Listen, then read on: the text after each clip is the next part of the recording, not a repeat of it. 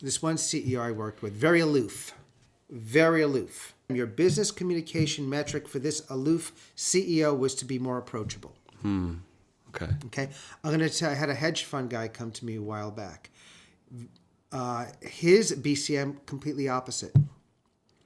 He said, "My problem, Anthony, is that I live with my heart on my sleeve, and I'm too transparent when I'm negotiating very big numbers around the table."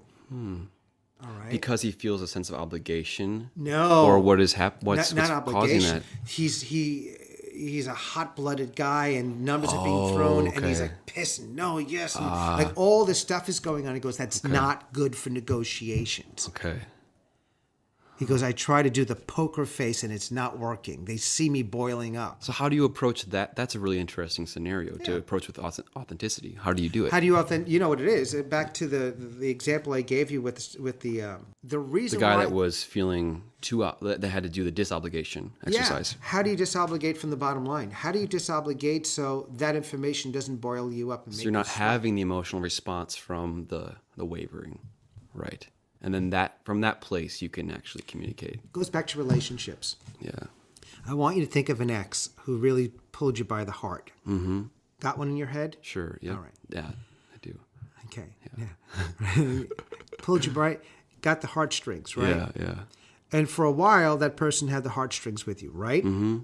Mm-hmm. There's probably doesn't have the heartstrings, right? No. Right. Your relationship changed towards him, right? Mm-hmm. Being that your relationship changed towards him, he doesn't have that control over it, right? Exactly. So it's same exactly. But it was me that made the change in the relationship in my mind. There you go. Not that he did something differently. No. Right. No. Exactly. So you see how you made the change in your mind, right? Mm-hmm. In this situation with this hedge fund guy, he had to change his relationship to the issues, to the money, to the transactions, to the people. Mm-hmm. Once he changed his relationship, he related to them differently. It's about being responsible instead of reactive.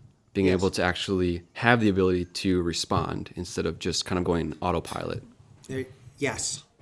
It's about how do you be proactive with your work as opposed to reactive? Yeah. The hedge fund guy completely reactive and lived with his heart on his sleeve. He showed every emotion horrible for negotiating. Yeah. Right? And when you're living out of that place, your life will keep showing it to you over and over and over again until you... Yeah. That's why I keep saying feelings and emotions are not good, they're not bad, they need to be managed. Right. They need to be managed. If you don't manage your emotional life, they will manage you. Mm-hmm. And that happens in acting, on stage, in front of a camera, and it happens in life, and it happens in business. It's universal. But I think it's a gift too. It's not just like, it's not necessarily something that has to be fixed as if it's like something that's going wrong, but it's like, for myself, I feel like those things that are coming up in the emotional life are always leading me to a more expansive state of being. It's always leading to a new way of living that feels more connected in the most broad sense possible. Yes.